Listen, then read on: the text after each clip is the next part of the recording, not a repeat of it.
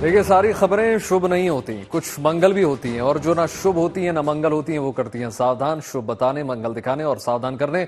आपके साथ एक बार फिर से हाजिर हूं वैभव राज शुक्ला। आप देख रहे हैं गुड न्यूज टुडे, और आज हम बात कर रहे हैं विश्व युद्ध के संकट की। जी हां, क्योंकि अमेरिका के मंजूरी देने के बाद यूक्रेन लंबी दूरी की मिसाइलों को रूस पर दागने की तैयारी में है, और उधर भड़के हुए पुतिन ने सीधे परमाणु हमले से जवाब देने का ऐलान भी कर दिया। राष्ट्रपति पद का चुनाव हारने के बाद बाइडेन ने यूक्रेन को रूस के अंदर तक मार करने वाली मिसाइल इस्तेमाल करने की मंजूरी दे दी है।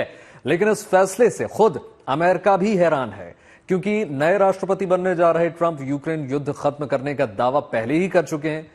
क्या है बाइडेन की योजना और क्यों ये पूरी दुनिया के लिए चिंता का सबब है, आज इसे समझने की हम कोशिश करेंगे। बड़ी जंग की आहट के बीच एक शुभ खबर यह भी निकल कर आई है कि लेबनान और हिजबुल्लाह शांति समझौते के लिए तैयार हैं। खबर यह है कि अमेरिका की पहले से जल्दी ही मिडिल ईस्ट में अमन आ सकता है। हालांकि अभी भी बहुत कुछ इजराइल के रुख पर निर्भर करता है। आज मिडिल ईस्ट के हालात पर भी बात करने जा रहे हैं।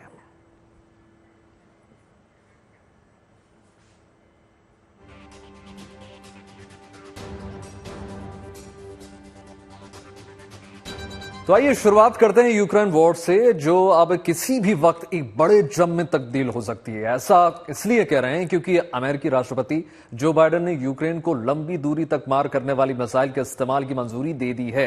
ये अमेरिकी मिसाइल अगर रूस पर इस्तेमाल होगी तो भारी तबाही मचेगी, और इसलिए राष्ट्रपति पुतिन ने भड़क कर बड़ा कदम उठा लिया है। न्यूक्लियर डॉक्ट्रिन में बदलाव करके यह साफ कर दिया है कि यूक्रेन की तरफ से मिसाइल चली तो रूस परमाणु हमला कर सकता है। यूरोप में ऐसी स्थिति एक बड़े तनाव की वजह है और तीसरे विश्व युद्ध की दस्तक दे रही है। रिपोर्ट देखिए।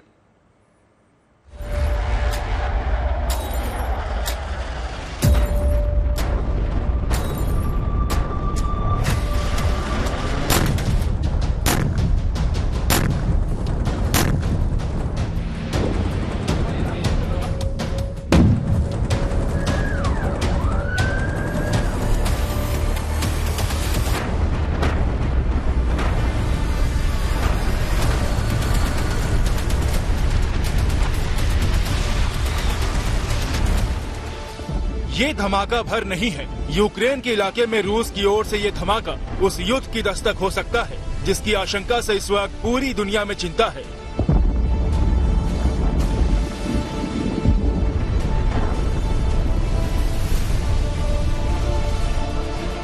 यूक्रेन के एक सैन्य ठिकाने पर रूस ने गाइडेड बम से हमला किया और अपने टारगेट को धुआं कर दिया। लेकिन हमला सिर्फ रूस ने नहीं किया। खबर है कि करीब 3 साल से चल रही इस जंग में यूक्रेन ने पहली बार रूस पर लंबी दूरी की मिसाइल से हमला बोला। रूस के अंदर हमले के लिए यूक्रेन ने अमेरिकी ATACMS मिसाइलों का इस्तेमाल किया है। 2 दिन पहले ही अमेरिकी राष्ट्रपति बाइडेन ने यूक्रेन को ATACMS मिसाइलों के इस्तेमाल की मंजूरी दी थी, और अब खबर है कि यूक्रेन ने रूस पर इसका इस्तेमाल शुरू कर दिया है।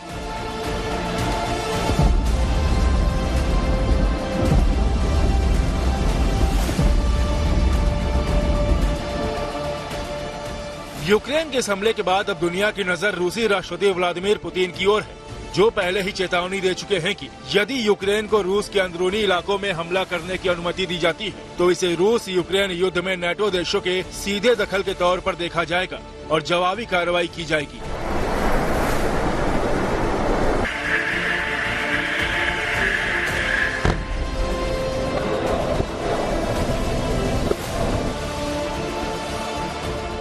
अब जबकि यूक्रेन लंबी दूरी की मिसाइलों के इस्तेमाल पर आमादा है और अमेरिका उसके साथ खड़ा है, तो क्या पुतिन बड़ा कदम उठाएंगे?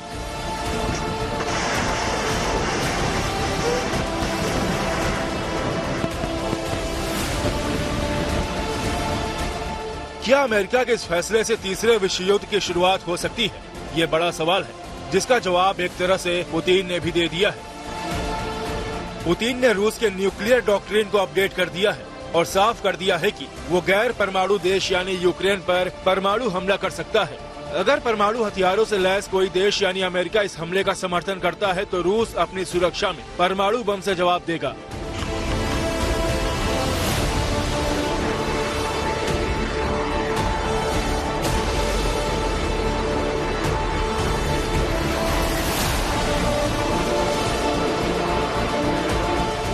जाहिर है रूस ने अपने न्यूक्लियर डॉक्ट्रिन को बाइडेन के फैसले की वजह से बदला है, क्योंकि अमेरिका के समर्थन से ही यूक्रेन रूस पर मिसाइलों से हमला करेगा और तब रूस बदले में एटमी हथियारों का इस्तेमाल कर सकता है।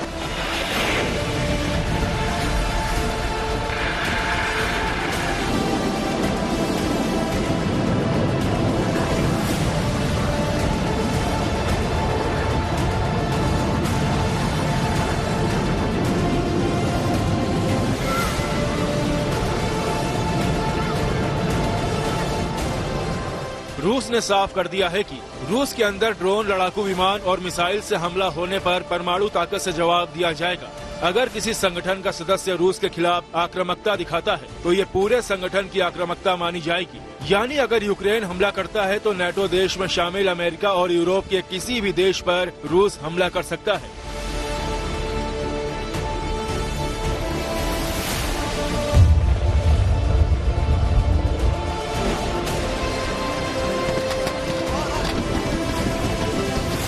कहने की जरूरत नहीं कि ऐसे किसी हमले के साथ विश्व युद्ध जैसे हालात बन सकते हैं। रूस के नेता दिमित्री मेदवेदेव ने साफ ही कर दिया है कि यूक्रेन के हमले को नेटो का हमला माना जाएगा। इसके बाद यूक्रेन के कीव और नेटो की प्रमुख सुविधाओं पर परमाणु बम से हमला होगा और इसका मतलब है तीसरा विश्व युद्ध।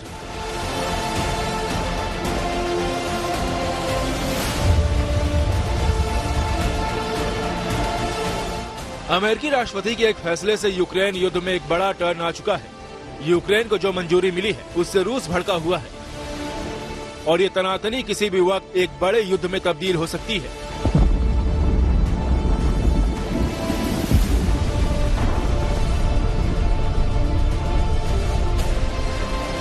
यहाँ तक कि विश्व युद्ध हो सकता है।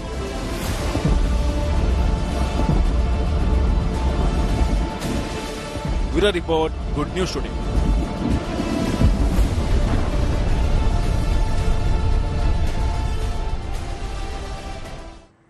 तो पूरी दुनिया में इस बात पर बहस है कि जाते जाते बाइडेन ने ऐसा फैसला क्यों किया जिससे यूक्रेन युद्ध खत्म होना तो दूर की बात है, अब वर्ल्ड वॉर 3 की आशंका बढ़ गई है। खुद अमेरिका में उनके फैसले पर सवाल उठाए जा रहे हैं क्योंकि ट्रंप दावा कर चुके हैं कि सत्ता में जाते ही वो यूक्रेन युद्ध खत्म करवा देंगे। तो फिर बाइडेन ने जल्दबाजी में वो फैसला क्यों लिया जिसे वो खुद अरसे से टाल रहे थे। पुतिन पहले भी चेतावनी दे चुके थे और अब जो है रूस ने खुलकर ऐलान कर दिया है कि मिसाइल चली तो न सिर्फ यूक्रेन बल्कि नेटो देश भी निशाने पर होंगे। बाइडेन इस फैसले के परिणाम से अनजान है। पुतिन ने अगस्त महीने में ही अमेरिका को चेतावनी दी थी कि उनका यह फैसला रूस पर नेटो का हमला माना जाएगा।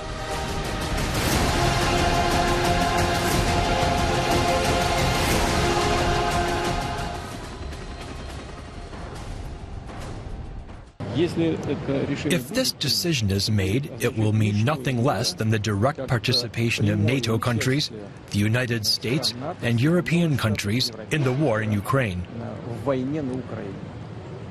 This is their direct participation, and this, of course, significantly changes the very essence, the very nature of the conflict. This will mean that NATO countries, the United States and European countries, are fighting against Russia. And if this is so, then, bearing in mind the change in the very essence of this conflict, we will make appropriate decisions based on the threat. ये समझ के परे है। दलील दी गई है कि उत्तरी कोरिया युद्ध में रूस की मदद कर रहा है और उसके 10,000 से ज्यादा सैनिक रूसी सेना के ड्रेस में यूक्रेन के करीब तैनात हैं। इसी खतरे को देखते हुए बाइडेन ने लंबी दूरी की मिसाइल दागने की इजाजत दी। अगर ऐसा है भी तो ये बाइडेन की जल्दबाजी नजर आती है, क्योंकि ट्रंप के दावे के बाद तो जेलेंस्की भी मान रहे थे कि युद्ध जल्दी खत्म हो जाएगा। Політикою цієї команди, яка зараз очолить Білий дім, війна закінчиться швидше. А з нашого боку ми повинні зробити все, щоб у наступному році ця війна закінчилась дипломатичними шляхами. लेकिन जंग खत्म होने की बात तो दूर, आसार है कि युद्ध का दायरा बड़ा हो सकता है। अमेरिका के नवनिर्वाचित एनएसए माइक वाल्ट्ज ने कहा कि ये युद्ध भड़काने वाला कदम है। कोई नहीं जानता कि अब युद्ध कहा जाएगा। अमेरिका के नए एनएसए का आकलन सही है। युद्ध भड़का तो कहा जाएगा, कहना मुश्किल है। रूस के समर्थन और अमेरिका के विरोध में उत्तर कोरिया बैलिस्टिक मिसाइलें तैनात कर रहा है। उसके सैनिक भी तैयार हैं। रूस पर अमेरिकी मिसाइल चली तो रूस के साथ किम जोंग युद्ध में शामिल हो सकता है। इसके बाद जंग का दायरा यूरोप से एशिया तक फैल सकता है। Bureau report, good news today. तो यूक्रेन की जंग किसी भी वक्त बड़े युद्ध में तब्दील हो सकती है, लेकिन खतरा सिर्फ यूरोप में नहीं है। पश्चिमी एशिया में भी जो लड़ाई चल रही है वो भी थमने का नाम नहीं ले रही। थोड़े अंतराल के बाद इजराइल ने फिर से लेबनान और हिजबुल्लाह के ठिकानों पर ताबड़तोड़ हमले शुरू कर दिए हैं। रविवार को बेरूत और दक्षिणी लेबनान में इजरायली सेना ने बमबारी की, कई इमारतें तबाह हो गईं, कई लोग मारे गए हैं। इसके साथ ही देखिए इजराइल के गाजा पर भी हमले लगातार जारी हैं। खबर ये भी निकल कर आ रही है कि पिछले 24 घंटों में गाजा में करीब 50 लोग मारे गए। इजराइल ये हमले उस वक्त कर रहा है जब ट्रंप ने खासतौर पर अमेरिका के विशेष दूत आमोस को लेबनान भेजा है और बताया जा रहा है कि उन्हें युद्ध खत्म कराने के लिए जिम्मेदारी दी गई। होस्टीन हिजबुल्लाह और इजराइल के बीच संघर्ष विराम पर बातचीत के लिए मंगलवार को बेरूत पहुंचे हैं। एक दिन पहले लेबनान ने सीजफायर प्रस्ताव पर सकारात्मक प्रतिक्रिया दी थी। इसके बाद देखिए इजराइल के जवाब का इंतजार है। खबर यह भी है कि लेबनान जो है यूएन के प्रस्ताव के तहत समझौते के लिए तैयार है। अगर इसे मान लिया जाता है तो इजराइल और लेबनान के बीच लिटानी नदी के उत्तर ही हिजबुल्लाह की मौजूदगी होगी। इसके बाद ही देखिए इजराइल की सेना लेबनान से हट जाएगी, लेकिन देखने वाली बात यह होगी कि इजराइल इसमें और क्या नई शर्त जोड़ेगा। लेकिन संकेत ये मिल रहे हैं कि अमेरिका के हस्तक्षेप से पश्चिमी एशिया में शांति की राह निकल सकती है। देखिए रूस यूक्रेन जंग के 1000 दिन पूरे हो चुके हैं। इजराइल हमास जंग को 1 साल से ज्यादा हो चुके हैं। इन लड़ाइयों का सबसे ज्यादा नुकसान जो है ग्लोबल साउथ को हो रहा है। प्रधानमंत्री नरेंद्र मोदी ब्राजील में हो रही G20 सम्मेलन में 134 देशों की आवाज उठाई उन्होंने, जिन्हें ग्लोबल साउथ कहा जाता है। प्रधानमंत्री नरेंद्र मोदी ने यह कहा कि देखिए जंग की वजह से दुनिया में खाद्य तेल और उर्वरक का संकट पैदा हुआ है।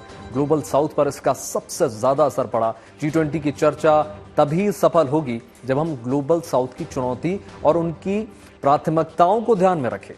उम्मीद की जानी चाहिए कि प्रधानमंत्री को इस बात का असर होगा, जंग के बीच शांति का राह निकलेगी। ऐसी उम्मीद जरूर जता सकते हैं।